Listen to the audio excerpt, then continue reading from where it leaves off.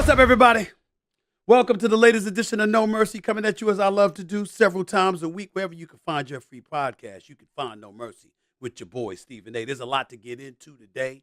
As usual, I'm coming at you from our studios here in Los Angeles, California, courtesy of our studio sponsor, FanDuel Sports.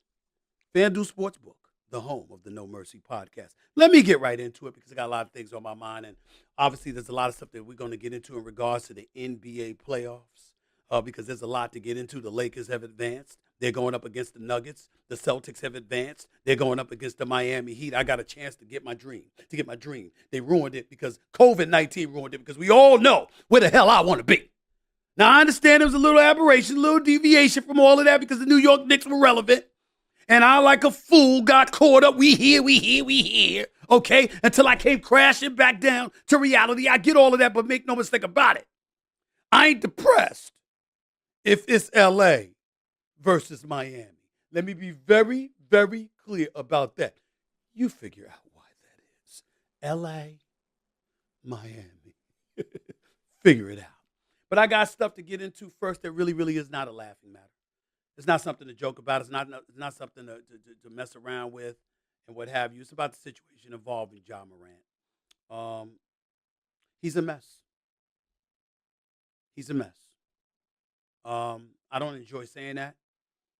I'm not trying to excoriate the kid. He's 23 years of age. He turns 24 in August. All of us have made mistakes in our life. None of us are flawless. We all make mistakes.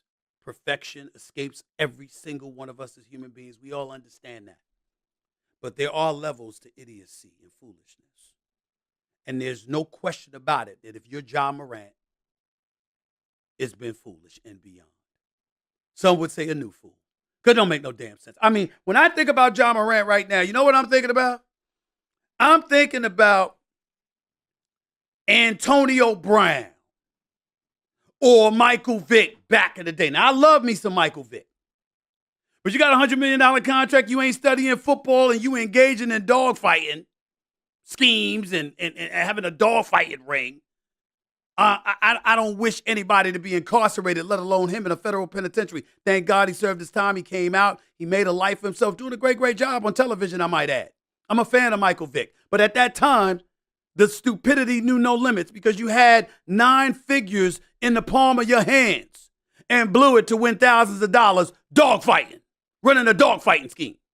Antonio Brown, why do I bring up that name when I enter the word stupidity? Now, we could sit up there, we could talk about CT and all of that stuff because he was never the same once Vontaze Burfict of the Cincinnati Bengals at the time hit him and he went on the ground looking like rigor mortis kicked in, similar to how Tua Tagovailoa looked last year when he got hit against on a Thursday night game in Cincinnati. Ever since then, Antonio Brown was never the same. And so he did kind of odd things. I think it's safe to say that when you are a member of the Las Vegas Raiders on a Wednesday night and you have an obligation, all you got to do is shut up until Tuesday morning. Shut up until Tuesday morning and don't get thrown off a team. And you can't shut up and cost yourself $29 million? $29 million because you can shut up for 4 days? That's a new kind of fool. Ja Morant is venturing into that territory. There is no way around this. Ladies and gentlemen, Ja Morant just over this weekend was seen on video with a gun in his hand, waving it and what have you. Because he was seen with that gun, seen with the gun on IG Live to be exact, Ja Morant was suspended by the Memphis Grizzlies immediately. The league office, meaning the National Basketball Association, you know that multi-billion-dollar conglomerate that wants to preserve and elevate their revenue, you know that that iconic brand, they said they're investigating the matter. We are less than 2 months removed from Ja Morant being in New York City in the office of Adam Silver, the commissioner of the NBA, where Ja Morant assured him that is not who he is, that is not what he represents, that is not what he's about. And I assure you, Commissioner, this will not happen again. And sure enough, it happened again. Now, that's dumb. Because now, if you're the commissioner, you took it light on him. And now you don't have to because you gave him an opportunity. He said he went to counseling. He said he had gone to Florida. He said he took some time to really search and identify and look deep within himself to find out what the hell is going on and why he makes the mistake that he makes. And he said, yo, we're gonna change this. Now, whether you believe them or not, you want me to tell you what you did believe? You did believe, you know what? You got a 5-year, potentially $231 million contract kicking in at the start of next season. I don't want to jeopardize that. It is safe to believe that might have been his thought process. It's safe to believe that he might not wanted to have jeopardized the signature Nike shoe deal he had. Because remember, they separated themselves from Kyrie Irving after the tweet for the movie with anti-Semitic tropes and things of that nature in it. And they separated themselves from Kyrie Irving. Damn near treated him like Kanye West. And they said, we're going to go in a different direction. And they went to Ja Morant. But that had to get pulled on hold. Remember, Powerade hasn't done business with an athlete in 5 years, but said, we're going to do business with Ja Morant until this happened. And so when he came and he said, hey, I think I've learned the error of my ways and I'm not going to get myself caught up in some kind of nonsense, it was plausible to believe that he wouldn't find himself in this kind of predicament again. But sure enough, that's exactly what happened. And then I got some notes here because you know I'm going to get my notes, right? I ain't just going to speak extemporaneously off the cuff and all of this stuff without having some kind of intel. All right? Well, Ja Morant, okay, because we get a little boiled. So, you got to put on glasses. Okay? His Nike signature shoe release was actually delayed in the wake of his first IG Live gun incident. Similarly, the Grizzly Stars commercial with Powerade was pulled in the wake of that incident that he got in trouble for over a month ago. So what are these brands going to do now? Those are legitimate questions for y'all. For me, I have answers. That deal going to get compromised. Powerade going to get compromised. Nike going to get compromised because we living in different times. And people don't have to tolerate this nonsense. Now, there are those of you who are going to lose your damn mind if you haven't already over this. And I know exactly what you're thinking. What'd he do wrong, Stephen A? What'd he do wrong? He didn't break no laws, Stephen A. You're absolutely right. He did not. First of all, we don't know where this latest video occurred. We know it was in an automobile. What we don't know is what state he was in. But we do know that he plays for the Memphis Grizzlies, which is in the state of Tennessee. Other than the fact that they have no state income tax, which is very appealing to somebody such as myself, there's something that's not so appealing to me. Do you know it's a permitless carry state? You do not have to have even a permit to carry a concealed weapon, loaded or unloaded, open or concealed. One of various states throughout our union that doesn't mandate that you have to have a license to carry. So when they say he's not breaking any laws, they're absolutely right. Ja Morant ain't breaking no laws. That ain't the damn point. You idiots. The point is, the NBA has a problem with it. He works for the league. He represents the league. And if the league says, we have a problem with it, we don't condone that. We don't support that. And Nike says the same thing. And Powerade says the same thing. You got a problem. See, we want to walk around. We want to do what the hell we want to do. And this is the type of stuff that bothers me because I make a generic point because I like to touch the masses, not just the few. And I'm trying to tell you, you cannot do what you want to do when you want to do it, how you want to do it, while you got your hand out for somebody's money. I work for the mouse. This podcast is owned by yours truly. I own it. Everybody on this podcast works for me. But I still got to take into consideration the people who are working for me and the kind of jeopardy I put them in because they have a livelihood to protect as well. And you know who else I have to think about? My day job. You know that big mouse that you see everywhere? You know, with amusement parks in Orlando and Anaheim and Shanghai, Lord knows where else. You know that big mouse that's permeated everywhere for decades? Mickey Mouse, to be exact. Walt Disney. They own ESPN. You think that every single thing they want to restrict me from doing, I agree with? Of course not. But there's a bigger picture.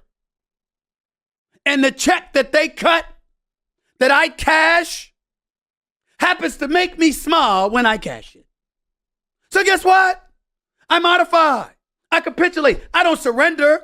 I don't sell out. I don't completely strip myself of my authenticity, but I'll be damned if I don't modify or alter my thinking to some degree. And you know what? So did Ja Morant. So did LeBron James.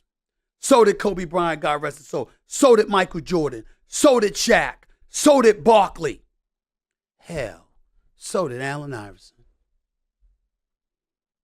I know because I was there. And y'all smart enough and informed enough to know ain't a damn media member alive know Allen Iverson better than me. And that brother, with the cornrows, with the tattoos, with all of that other stuff, go back to 1996, June to be exact, NBA draft. Allen Iverson rolled up there. He didn't even have cornrows. He had a clean-cut haircut with a nice fade, and you couldn't find a tat visible on him because he was trying to get paid. Now, we live in a different time. No question about that. We live in a different time.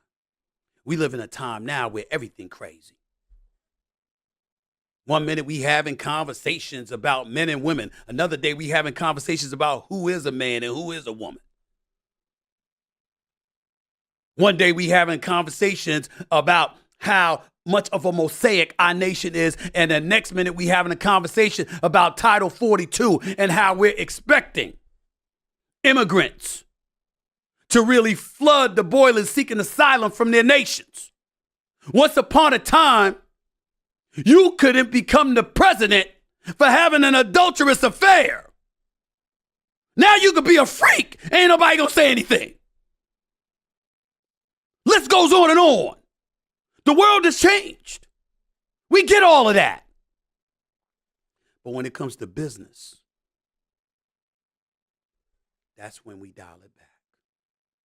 Because businesses have patrons to appease. They have images to protect. And they're going to say, what's up? This is what we want. You got to capitulate or you got to go. Ja Morant, last summer, allegedly, purportedly got into a fight with a high school kid.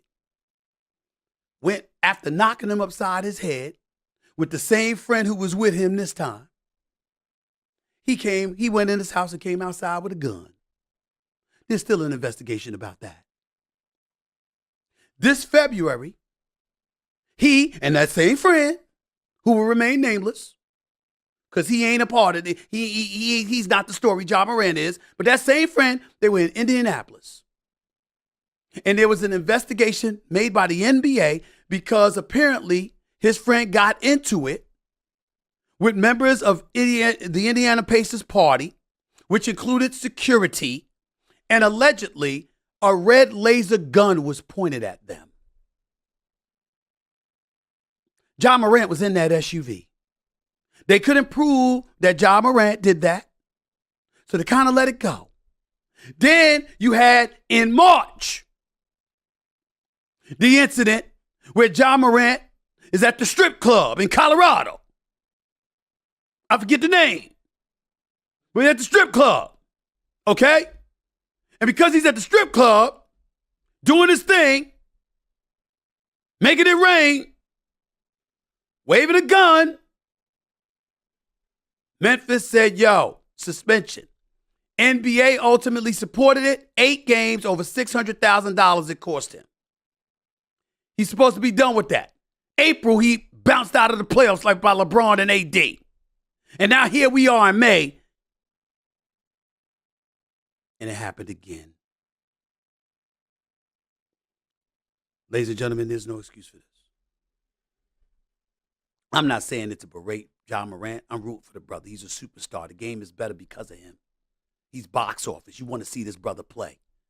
I was in attendance when he dropped 45 on the Lakers in a game they lost, by the way. I was there. The brother's special. And he's box office. But I don't want to hear anything at this point about his daddy. I don't want to hear anything at this point about his friends. I don't want to hear anything at this point about the Memphis Grizzlies or any kind of enablers or whatever. You're 23 years old. If you committed a crime and harmed somebody, they try your ass as an adult. This is what it is. Stop making excuses. Everybody want to sit out there, and this is how we enable people, because we want to sit up there and say, you got folks on out there, Ja, do your thing, bro. Live your life. Really? Really? Where that going to get them? Where's that going to get them? What kind of advice is that to give? It's counterproductive, and it's stupid. And not only might it cost him his career, if he keeps on this path, it might cost him his life. You see, some of us are from the streets. We don't look it. We don't act it. We didn't get in trouble and all of this other stuff. But we from that cloth. We know people. I know plenty of dudes that are dead. I know plenty of dudes that's serving time. I know plenty of dudes who've murdered, who've robbed, who dealt drugs. You don't hear me speaking too much against that stuff because they saved my life. They played the role just as much as my family did, they did, because they kept me off the streets because they knew I wasn't about that life.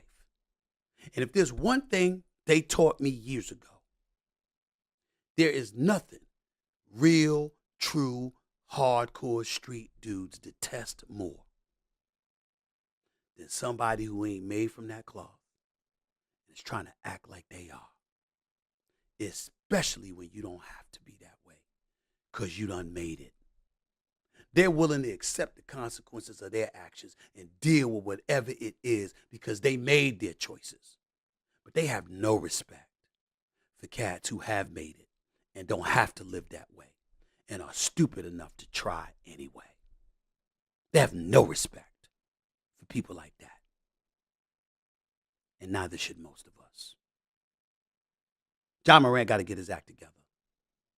His career is on the line because I'm telling you something right now. You remember, this is your boy Stephen A. talking to you. I've been covering the NBA for almost 30 years. I'm telling you, I ain't asking you. Suspension's coming, and it's going to be steep. Could be 25 games. Could be half the season. I got people calling for the entire season. And before I go to break, let me read you from an inside source in the NBA that has direct access to Commissioner Adam Silver, who will decide Ja Morant's penalty, along with Joe Dumars, an executive VP, a former two-time champion with the Pistons. That dude, who's now a czar within the NBA league office. Let me read to you what was sent to me by someone who has direct access to both of them. You can pick up the phone and call him right now. This is what he said. Stephen A. on Ja Morant. Behavior detrimental to the league. Best interest of the game. Those two clauses that are relevant here. Public perception is also important. It is not a right to play in the NBA. It is a privilege. Because the NBA was so lenient in the first incident, a strong message must be sent to Ja Morant, his family, and his boys. Minimum half-season suspension without pay.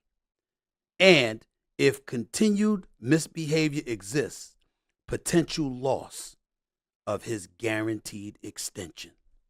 Also, as gambling becomes more profitable as a source of revenue to a league and its teams, players' character and the quote-unquote integrity of the game will be tested and become a more public issue. So the message of prevention of an outside force ever negatively affecting the outcome of a game must be delivered emphatically. That is what Ja Morant is facing. You still think it's a joke? Think again. NBA playoff talk coming up next. Don't touch that dial. It's your boy Stephen A. No Mercy in the house. Back with more in a minute. It's getting hot outside. The conversations on this show often get heated. The Heat were literally just in New York going against my hometown Knicks. A lot of heat going on. Sometimes we need to find ways to chill instead. How's an ice cold Coors Light sound? It's the beer that's made to chill. And if you can get someone like me, someone who's fiery, passionate, outspoken, not scared to say whatever the hell I want, if you can get someone like me to chill, that's how you know it's a good beer. Coors Light is perfect for chilling with friends, letting loose, kicking back, watching sports, forgetting about the stresses of the day. And that's because everything about it is chill. Cold filtered, cold packaged, cold as the Rockies. Summer's coming, y'all. This is your beer for this summer. When you choose to chill, pair your plans with an ice-cold Coors Light. Get Coors Light delivered straight to your door with Drizzly or Instacart by going to CoorsLight.com/mercy. Celebrate responsibly. Coors Brewing Company, Golden, Colorado. I admire people who set ambitious goals for themselves, like wanting to learn a new language. That's an ambitious undertaking, but there's one heck of a payoff. All those vacations you can confidently go on, new cultures you can experience. Learning a new language is more than a worthwhile venture. But where do you start?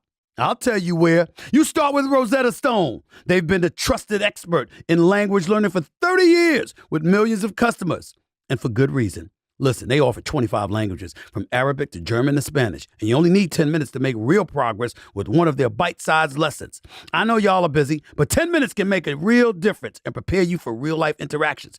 That is 100% worth it. And for a limited time, our listeners can get Rosetta Stone's lifetime unlimited subscription, which gives you access to all 25 of their languages forever for 40% off. Visit rosettastone.com/mercy today. Rosetta Stone. How language is learned. I started covering the NBA in 1996. I was a backup writer for the Philadelphia Inquirer the year Allen Iverson was drafted. The Philadelphia Inquirer, where I had been employed for the 2 previous years from October of 1994, started out covering Temple, St. Joe's really, but only for a couple of weeks. Then I covered John Chaney at Temple. Then I covered Temple basketball and football. And then I was elevated to backup NBA writer for the Philadelphia 76ers. And then after Allen Iverson's first season, even though I was there pretty much every game as a backup writer, after their first season, they officially made me the beat writer for the Philadelphia 76ers. And I covered Allen Iverson every day for the next 6 years. Larry Brown, Billy King, Pat Croce, Ed Snyder, the majority owner, Iverson's teammates, Aaron McKee, George Lynch, Eric Snow, Theo Ratliff, Dikembe Mutombo thereafter, Tyrone Hill. I love all of these brothers for life. I'm not where I'm at today if it were not for them. But especially Allen Iverson, who's like a little brother to me. And I bring that up not because of Ja Morant, who I just finished talking about for the previous 20 minutes. I bring this up because I wanted to provide a perspective to everybody out there that since 1996, up until my mother passed away in 2017, I had gone to an average of 120 NBA games per year. And the only reason that slowed down was because ESPN has me in studio all the damn time doing these shows. And the popularity has elevated to such a degree that I don't get to watch games in peace most of the time like I need to focus and concentrate so I can know what the hell I'm talking about. But I still go to a lot of games when I can because I love being in the locker rooms. I love going to the games. I love being in attendance because I like people to see me there because they know I'm serious about my business. I bring that up to you because I want you to know that when Allen Iverson and the Sixers went to the playoffs for the first time, when Chuck Daly was coaching the Orlando Magic and they were going up against Penny Hardaway and the crew, I was there. when Larry Hughes was about to be screamed at by Larry Brown in that playoffs, and Allen Iverson sprinted across the court so he could literally cover Larry Hughes' ears. L Boogie was his nickname, by the way, and escort him to the bench away from Larry Brown so Larry Brown wouldn't get into his head and demoralize him and negatively affect his game. I was there. When Allen Iverson got into some trouble and got into that issue with his wife, and helicopter was hovering over his house, I was there. When Michael Jordan crossed over Byron Russell and pulled up for the J and paused and posed, okay? And to win his 6th and final championship, I was there. When Allen Iverson and Vince Carter went back for 50-50, dropping 50 on each other, I was there. When Allen Iverson dropped 48 in game 1 after I told the world the Lakers was going to win the championship against the Philadelphia 76ers, but AI will get you one, I was there. It's the first night I ever met Denzel Washington face to face. Because he came and wrapped his arm around my shoulders and like, all right, give it to me straight. What we going to do? What we going to do? Because somehow, some way, he was a Laker fan by then, even though he's from Mount Vernon, New York. I was there. I was there when Kobe hit the game-winning shot in the playoffs against Phoenix when Shaq wasn't on the team and Lamar Odom and Andrew Bynum was his teammates. I was there when Kwame Brown was a teammate. I was there when Pau Gasol was there. I was there when Shaq went to Miami and D-Wade dropped 37 on average for the last 4 games and beat Dirk Nowitzki and those boys in the finals. I was there. I've seen it all. I have never seen a superstar in the game of basketball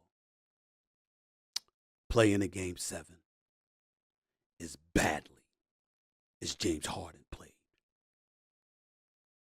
this past Sunday in Boston. Now, Embiid stunk too. Let's be real. Embiid was a disappointment. He was my vote for league MVP. I don't regret it one bit. He deserved it. But I expected the MVP to show up Sunday. I didn't expect what I saw. I didn't expect Embiid to score 15 points on 5 of 18 shooting. 1 for 6 in the second half for 2 points. And do absolutely nothing but engage in a disappearing act, become the invisible man when Boston went on a 33-10 run in the third quarter to blow them out of the building, out of the state. Having said that, do you know how bad you must be if we forget to mention the league MVP because we're focused on how bad you were? That was James Harden. Now, he might not like me because of what I'm saying. I happen to have a lot of love for James Harden. I think he's a good dude. He's a good person, and I think he's a star caliber player. But damn it, the effort was too flagrant to ignore. James Harden scored 9 points. James Harden shot 3 of 11 from the field, 1 of 5 from 3, finished with 5 turnovers. The Sixers were up 3-2 going into Game 6, where they had an opportunity to close out Boston. And then Game 7, when they had another opportunity to pull it off. In those 2 games, do you know what James Harden did? A combined 22 points and 7 for 27 shooting. That's 26%. 1 of 11 from three-point range. 10 turnovers. Both losses. You know how atrocious you have to be to have numbers like that? That was just an abominable performance. I mean, it was one of those situations where he should shave off his beard just to disguise his identity so no one will know it's him. That's how damn bad it was. Let me give you another stat. Do you know that in the 11 playoff games James Harden played this postseason, 6 against Brooklyn, okay, and the 5 before these last 2, okay, this brother had like 6 games where he shot less than 25% from the field. Obviously, now it's 7 and 8 games. Did you know that in this 7-game series, Harden dropped 45 in Game 1, 42 in Game 4? The other 5 games, he made 4 field goals or less in each of the 5 games. He couldn't even put together 5 field goals. This is a 3-time scoring champion. This is a former league MVP. This is the same dude that led the league in assists this year, that averaged over 20. The only thing worse than James Harden was that sorry, trifling-ass Ben Simmons. How the hell you gonna say something about any basketball player? This dude goes on Twitter yesterday, and I tried to be nice to Ben Simmons. I tried to give him the benefit of the doubt. I started off the season saying give him a chance. How the hell are you talking about a basketball player when you treat putting on a basketball uniform and dribbling on the basketball court to go play, when you treat that as if somebody asked you to get on the front lines in Ukraine to fight Russia? That's how scared he is to play basketball. That's how scared he is. I mean, he's the one that's talking about it. They brought up mental illness. I didn't bring that up. I didn't say anything about that. I'm not making light of something like that. He brought that up. He said that was rationale. He said that he needed therapy. He said that he needed to talk to people. Then it's a back injury. Then it's a knee injury. It's all of these excuses not to play. But that brother never missed a check, though. He always makes sure the check is in the account. Always. And you are talking about James Harden and the 76ers, the team you quit on, the team you left hanging, the team that you were supposed to help deliver a championship as the number 1 overall pick in the draft. You, that's you. Boy, I better not see him. I better not see Ben Simmons. All I'm going to do is look at him. It's going to be one of these. Sorry. That's all I can think. It's not because you play bad. James Harden played bad. And you got to live with that. But he ain't you. At least he showed up. Back to Harden now. If you're the Houston Rockets, you can't want James Harden long term. Just can't. Kenyon Martin Jr., Green, Porter, Jabari Smith Jr., you got young kids. You got Ime Udoka there as your new coach. You can't bring James Harden in. Just can't. Not after this performance. He's clearly flagrantly lost a step. You Philadelphia, you want to keep it. Can't be a long-term deal. Daryl Morey even think about giving him a long-term deal. He should be fired.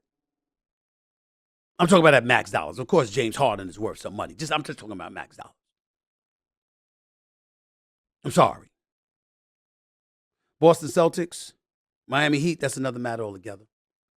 Miami Heat took care of my Knicks. It hurt. I was very depressed this weekend. Very difficult to eat, relax, sleep. I had to work too, but it was just hard because that damn Julius Randall got on my last damn nerves.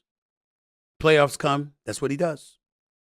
Field goal percentage shooting go down, 3-point percentage shooting go down. He's turnover prone, had 10, he shot 57% from the field last 2 games of the series, but committed 10 turnovers. Can't do that against Miami. That's not going to work. Very, very disappointed in Julius Randall, without question. But having said all of that, let me say this to you.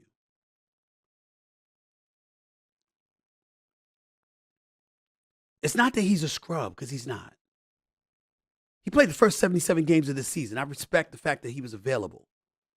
But Julius Randall is a third offensive option who thinks he's a number 1 option. And that's the problem. Now, me personally, I want Damian Lillard.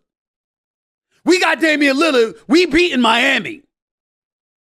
And I know Damian Lillard with Jalen Brunson is a small backcourt. Damn it, it's a small man's game. It ain't too many Jokic, Giannis, and Embiids walking around. You got cats who should be small forward playing center. We'll work it out. If it's not him, go get Karl Anthony Towns, because that brother can shoot. Now, the durability is a question mark, and I understand that. But he could play, and he damn sure could shoot. And he's going to shoot better than Julius Randall. Anybody his height or close to it that put a hand in his face going to make him miss a shot when it counts. And he gets petulant. He gets demoralized. And it brings down the spirit of the team. Some spirit. Spirit matters. Can't have that. So they got to do something with that. Go get one of them. Go get one of them. You the Boston Celtics, you don't have to pay Jaylen Brown $295 million, but you got to keep him. Him and Jason Tatum are the future. Don't be stupid. Take care of them. Out west, the Warriors are done. They weren't good enough. I thought they would be because I thought Klay Thompson would be. The man had 8, 10, and 9 points over the last 3 games. That is a total of 27 points in 3 games. I'm appalled, and I'm shocked because he's one of the greatest shooters in NBA history. The only reason we don't talk about Klay Thompson more is because his backcourt mate happens to be the greatest shooter God has ever created. But Klay Thompson, what is on his game? And Jordan Poole ain't been the same since he got his bag. I know a lot of people are inclined to say, oh, he ain't been the same since Draymond knocked him out. I'm not buying that. I'm going to tell you what the deal is.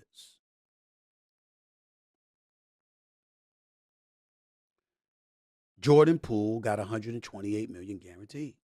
I'm sorry, $123 million guaranteed, $128 million overall. He got his money, worked his way up during the G League and all of this other stuff over the years, got his groove on in the league, won a championship last year, was feeling himself. I think that's why he got hit in the first place. Not advocating it, not condoning it, not justifying it, but it's happened. And I think we sort of ripple affected that because he was complaining about his playing time. Saying that's the reason he couldn't get going. Please. It's the other way around. You couldn't get going because of playing time. You didn't get playing time because you couldn't get going. Steph Curry and all of them know it. So the Golden State Warriors are going to have to make changes. We'll see what they do. Hope Bob Myers stays on as the president of basketball operations, although I doubt he will. Hope Klay stays there. He got 1 year left on his deal. I hope he gets an extension, although it won't be a max. Looking at Draymond Green, hope he gets an extension too. By the way, Draymond Green deserved first team all defensive player. He did not deserve to be second team. He's too good. He's too elite as a defensive player. Look at his percentage. He's one of the top 2 defenders in the game. To call him a second team all defensive player was an insult. He is absolutely right. And he's also right about saying the dynasty ain't over. Because as long as those 3 are kept, all you got to do is tweak it. I don't know how you're going to pull it off, but damn it if Rob Pelinka could turn around the Lakers. If he could sit up there and get Yuri Hachimura and Malik Beasley and Jared Vanderbilt and D'Angelo Russell and the Lakers are in the damn Western Conference Finals, if Rob Pelinka could pull that off because of a trading deadline deal that got rid of Russell Westbrook and Patrick Beverley, I'll be damned if Bob Myers and Joe Lacob and the Golden State Warriors can't pull off some deals to get Steph Curry, Klay Thompson, and Draymond Green some help. I don't believe it. They can do it. But that's neither here nor there. We'll talk about that in the weeks and the months to come. Props to LeBron James and the Los Angeles Lakers. Props to Anthony Davis, who showed up the last 3 games of that series against the Golden State Warriors. He usually take 1 game off. Every good game he played, he'd play a bad game. Couldn't put together back-to-back games to save his life. This series, he put together 3 strong games, back-to-back-to-back. Deserves a lot of credit for that. I didn't know he had that in him anymore, but he did. Props to him. LeBron James is that dude. He wins a 5th championship. I'll never put him ahead of Jordan. He's got 6 NBA Finals losses. But I will say this. Conversation won't insult me because LeBron James is that special. But Denver's waiting. They knocked off a Phoenix team that fired its coach, Monty Williams, who will have another job in short order because he's a great man and a great coach. I believe DeAndre Ayton got fired. I believe DeAndre Ayton, who's from the Bahamas, literally was in the Bahamas. He just forgot to tell anybody. He got that man fired. He didn't give him the kind of effort that was needed. Jokic busting his ass. 34, 13, and 10. I mean, damn. Just busting his ass. Okay? And he averaging 10 and 8. Talking about it's a team effort. Yeah, I'm sure it's a team effort. I'd say that too, maybe. When you get your ass kicked, it's real easy to defer to that. But I'm telling you this. That's what got Monty Williams fired. Big-time losses on your home court, back-to-back closeout games in Phoenix, down by 30 in each half. That is not a good look, but it doesn't happen if your center plays like a man possessed. That ain't in DeAndre Ayton. He was in the Bahamas already, y'all. I'm telling y'all, he just didn't tell us. So Monty Williams is gone.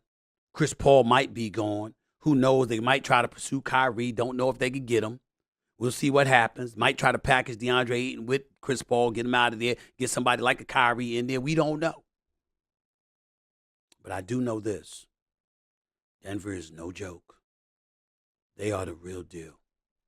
Jokic, Jamal Murray, Michael Porter Jr. when he gets going. Kentavious Caldwell-Pope, he was a member of the Lakers when they won the championship in the bubble. He's now on Denver. Bruce Brown, he was with KD in Brooklyn, was balling out against KD in Phoenix. KD got humbled. Mad love for KD. But I've been calling him the best player in the world. Can't say that no more because the impact that I expected you to have on players, you don't have. The way to galvanize your team and to make sure they max out in terms of effort and production, it ain't there. So I can't give you that title no more, even though I know your skills are sublime and you big time. The ability to galvanize the troops around you is not something KD has been able to pull off. He couldn't pull it together in Oklahoma City, which is why he left for Golden State, couldn't pull it off in Brooklyn, and damn sure didn't pull it off in Phoenix. So I can't call him that no more. Still got mad love and respect for him. But I can't call him the best in the world anymore. I can't. Not when you got swept by Boston last year, and not when you got blown out in the closeout games the way that you did, even though y'all were undermanned, undersized, because they traded half the damn team to get you. Denver is that team. If the Lakers beat them, the Lakers might win it all. We can't rule it out. But we'll see what happens. That's for sure. We'll close out the show with a serious matter that we all need to just contemplate and think about. Then I'll end it with something to make you smile. All in the same segment. Trust me on that. Trust me. It's no mercy. It's your boy Stephen A. in the house. Back with the last segment of the show in a minute. All right, ladies and gentlemen, we're talking about a great place to find amazing items today. We're talking about Etsy. They have the types of beautifully made items made by independent sellers that you just won't find anywhere else. I'm talking about custom bobbleheads made from whatever picture you send to the seller. I'm talking about mugs made out of baseball bats. I'm talking about personalized golf balls that make the perfect gift. Something I saw recently that I thought was real cool, a periodic table of elements. But they're all elements of classic hip-hop. That's the type of creativity these sellers have through gifts, clothing, home decor, furniture, art, and so much more for all budgets and any occasion. There's no other shopping paradise like Etsy. I'll tell you that right now. New to Etsy. Use the code NEW for 10% off your first purchase. That's code NEW, N-E-W. Maximum discount value of $50. Offer ends June 30th, 2023. See terms at etsy.com/terms. For home, style, and gifts, shop etsy.com. That's ETSY.com. Etsy has it. Venturing away from the world of the National Basketball Association, I wanted to touch on something serious that we needed to broach before I end this episode on a lighter note. Daniel Perry, by now you've heard that name. He's a U.S. Marine veteran, He's the U.S. Marine veteran who held what has been described, or who has been described as a homeless street artist named Jordan Neely in a chokehold that ended up being fatal on a New York subway train earlier this month. And Perry's 24 years of age. After some hesitancy, after an investigation into the matter, he was arrested, surrendered to police, and indicted on second-degree manslaughter charges.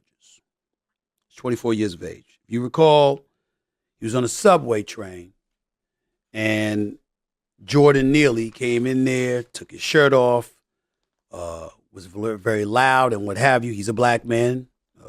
Daniel Penny is white, and Jordan Neely was loud, took off his shirt, was talking about how he was hungry, he was frustrated, and more importantly, he didn't care if he died. And there were some people on the train who felt that he was a bit erratic, to say the least. It's not clear how endangered they felt, but it's safe to say that he, at the very least, made people uncomfortable. Before he knew it, the U.S. Marine veteran Daniel Perry came up behind him, put him in a chokehold. wrestling him to the ground. There were others who were helping him, but he was the lone individual who put Jordan Neely in the chokehold. Jordan Neely ultimately died. And as a result of that, there are people all over the place who are taking sides. We believe that the conviction should be for murder because that was intentional, said Neely family attorney Lennon Edwards this past Friday morning. At some point when people are screaming, let him go, you're going to kill him, he could have chosen to let him go, but he didn't. And what he did, and what did he think would happen if he didn't? He had to know he would die. He had to, said another Neely family attorney, Dante Mills, as Neely's father and aunt stood by. Mills later told CNN's Anderson Cooper the courts have to look at how reasonable Penny's actions were. Quote, when a lot of us think of self-defense, it's built in. You're defending yourself from something. That means you're not first to act. Jordan Neely never touched him. He never hit him. He never lunged in his direction. In fact, Daniel Perry came from behind him and put him in a chokehold. So is that reasonable? That's their side. Daniel Penny and his attorneys have another side. Quote, he risked his own life and safety for the good of his fellow passengers. The unfortunate result was the unintended and unforeseen death of Mr. Neely, Penny's attorney said in a statement on Thursday. Penny restrained Neely, 30 years of age, on a Manhattan subway after Neely began shouting he was hungry, thirsty, and had little to live for. He was pronounced dead at the hospital. His death was ruled a homicide, though the designation doesn't mean there was intent or culpability. A spokesperson for the New York City office of the chief medical examiner said earlier this week, noting at the time it was a matter for the criminal justice system to determine. Understand that's very, very important. Because when they say here, it doesn't designate, that designation doesn't mean intent or culpability. What they're saying is you may not have intended to do it. You may not be, quote unquote, culpable. But if a person died, you can still find yourself behind bars, albeit at a significantly lighter charge than first-degree murder, of course. I've been torn because as a person that rode the subways every day for the first part of my life, I have to confess that certain erratic behavior on a subway train is far from surprising. That was years ago. Times have changed. And when you see people being harmed every day, particularly in the subways of New York City, when you see the violence that's disseminated over the airwaves throughout this country, when you see folks constantly encountering some sort of danger, it's hard to predict or to assume what is and what isn't. And the first order of business is to protect yourself. Deontay Wilder, former heavyweight champion of the world in the sport of boxing, recently got himself in trouble because he was carrying a weapon. And I believe it was in the state of California. And, you just can't do something like that. And I don't have the quote in front of me, but he basically said, man, better safe than sorry. That was all. That was my only intent. I'm trying to keep myself safe. Because every time we turn on the airwaves, no matter what network it is, we see some level of violence being exacted against innocent civilians across this country. Florida, Dallas, Texas, the list goes on and on. Every damn where you turn, the innocent amongst us are being victimized.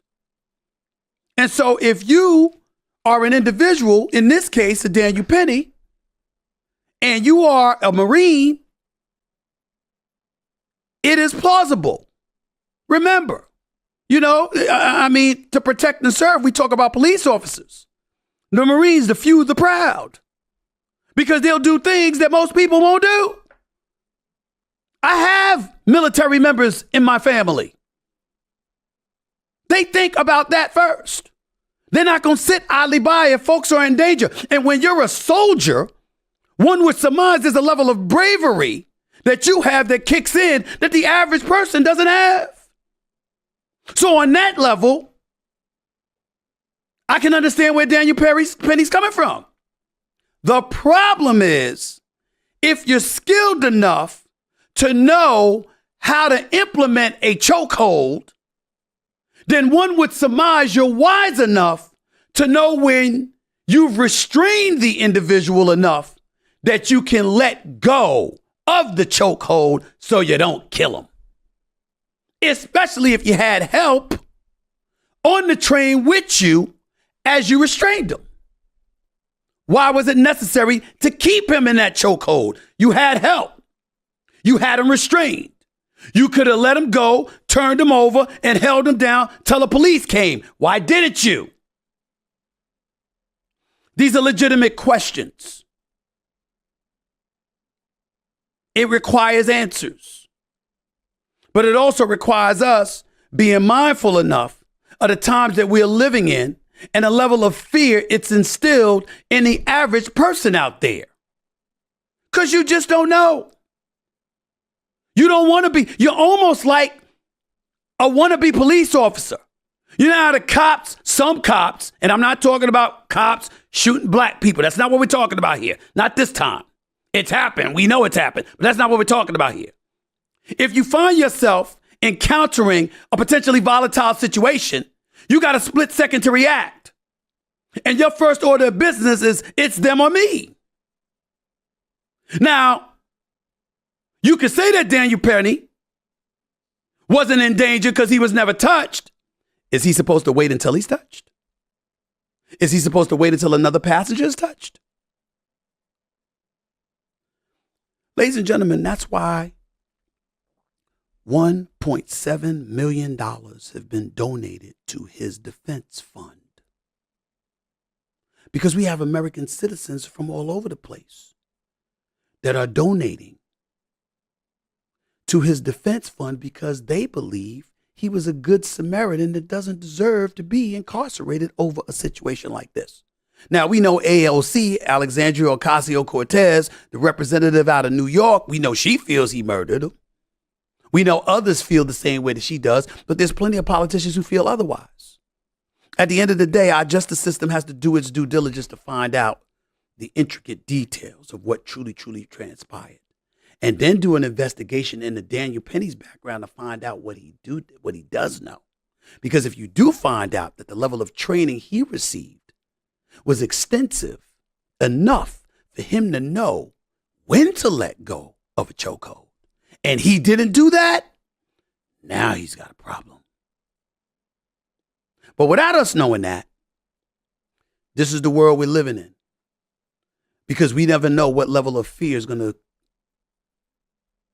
be instilled in us in a particular moment and how we're going to react to it. And a lot of times, particularly in this day and age, people are quick to say, let me attack now and answer questions later, because better them than me. That's just the truth. Let's deal with that and find out more.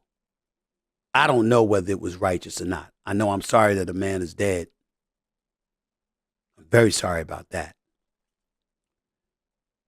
And if Daniel Penny held on to this man's throat for 15 minutes, that is a different animal.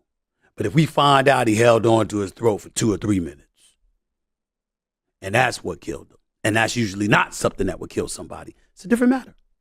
We'll find out the details in the days and the weeks to come. Hopefully, Bragg, the DA, will do a better job with this than he's done with this whole Trump fiasco. Don't get me started with that. We'll talk about that another day. On a lighter note, before I get on out of here, I don't know if y'all know this or not, but years ago, I used to fill in for my buddy, the great Steve Harvey, when he's still doing his morning radio show. But he had this thing called the Strawberry Letters with him and Cheryl and nephew Tommy and all of them, and they used to have me doing the Strawberry Letters to fill in when he wasn't there, when he's on vacation or he's off or something. And the Strawberry Letters is basically relationship advice. Now, I ain't talking about myself. I'm talking about myself. You understand what I'm saying? I mean, some people give better advice than they actually practice. I'm one of those dudes. The advice that I give is entirely different than what I might practice from time to time. I'm just being honest with you. It's my life. I can do that.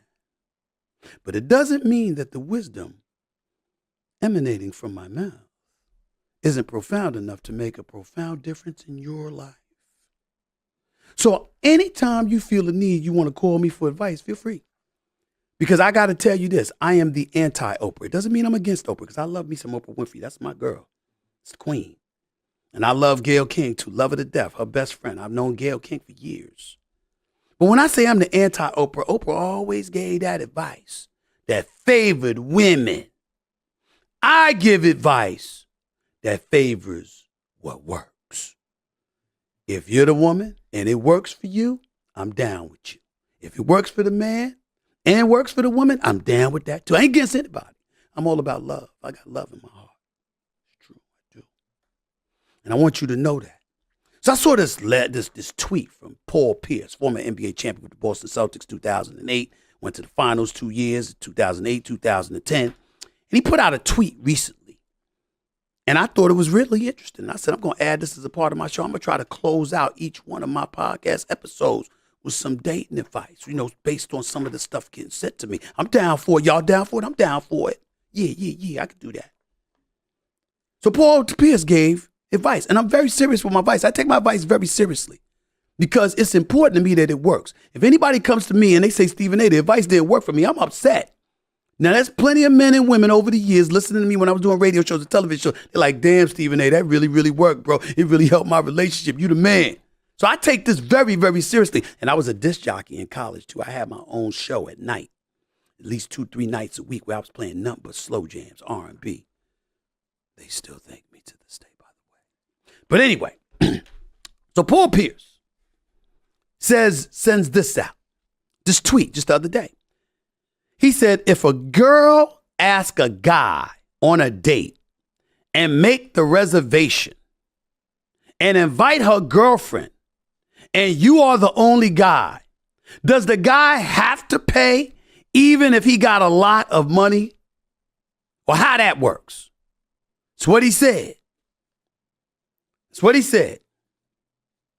Let me help the brother out. The answer is no. You do not have to pay, but you should if you can afford it. You see, relationships come and go. Stuff don't always work out. You're in love, then you're not in love. You're in lust, then you're not in lust. Infatuation ebbs and flows, depends on your mood. For a woman, it's how he looks at her, how he makes her feel, because she always remembers how you make her feel. For a man, we're more visual in our certain ways. We covet what we see. And the more we like it, the more we like you. There have been times in my life when I've gotten into an argument. I recall one time, many, many years ago, I got into an argument. And an ex got on my damn nerves. And I said, you know what? Go home. Call her a car service. Take her home.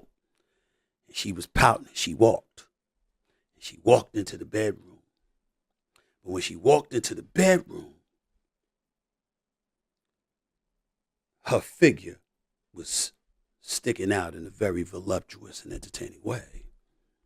And you know what I said to her when I saw that? I said, can you come here, please? I said, what we were arguing about, it's really not that important. It's really not that important. Forget all the stuff that I said. It ain't even that important no more. It's not that important. My bad. My bad. I'm sorry. Because I knew I was going to want her. See what I'm saying? What I'm saying to you is this. That's lust. Lust and love and all of that stuff. In terms of your desire for somebody, it ebbs and flows. But you know what should never ebb and flow? Your core decency when it comes to your treatment of her. You can get in arguments and curse her out. She gonna get in arguments and curse you out. Lord knows you're calling each other stuff that can't be repeated, especially for FCC airways. That stuff happens in relationships. But the core of who you are, when it gets really, really thick, how you treat her matters. And you know how you should treat her? You should think about the women you love most. Your mama, your sisters, your nieces, your daughter, stuff like that. How would you want them treated? Even if they could afford it. If they were out with a man and that man had it, you know you would want him to dig into his pocket, pull out of his wallet, and pay for that meal. Just as much as you would want him to get up and pull the chair out from her when she's standing up, push the chair in for her when she's sitting down, open that car door for her when she's getting in, close that car door once she's in. It's called class. It's called decency. It's called etiquette. It's called manhood. Never deviate from that, no matter how they make you feel. Because when you alone at home in the mirror, all you see is you. The best of you or the worst of you. Now get on out of here. I gotta go. Until next time, everybody. Peace and love. And as I always say, you don't have to know sports to know mercy. Later.